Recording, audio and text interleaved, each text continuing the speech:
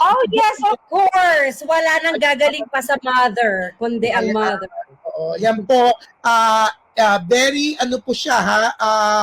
Actually, si Mami Hazel, kukunin daw po, narinig ko, hindi ko alam na maging endorser daw po ng SM. Pero hindi SM Mall, na SM po Shoemart Mall, kundi SM States Mom. States Mom. Okay. Epitome of a States Mom. How much? How much? Hindi. Ano ang offer nila for being a stage mom? Sige. Yan. Pero Mami, okay, bago ko tanungin si Isimel, ang anak mo, no? Mami, medyo atras ka para makita nila kung gaano ka kaganda. Okay.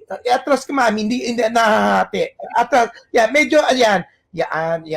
Ang ganda ni Mami. Walang makeup yan, ha? Oo. Pero yun, Mami, sinabi ng manager ni H-Bomb, ikaw pa lang daw, noong pala, alam mo magte-trending, mag-hit. No. Galing sa akin yung idea ng panalo. Ay, okay. Ang bongga. Okay. Okay. Bakit mo naisip? Yeah. Gusto mo suntokin ko tayo? Ang galing ko daw magnakaw ng credit. Gusto mo suntokin ko to? No. Actually, nag-brainstorm kami ng anak ko dyan sa panalo.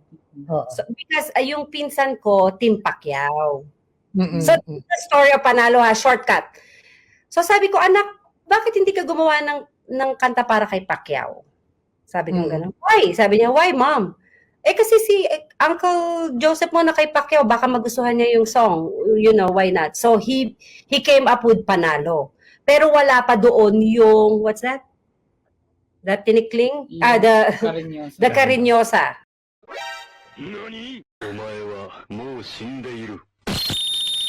Nakikinig ka sa akin o sinasayang ko yung laway ko? Hindi, Mami, nakikinig ako. Pinaforward.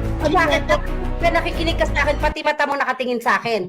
Hindi, pinaforward ko kasi yung link, marami nang hihingi. Oo.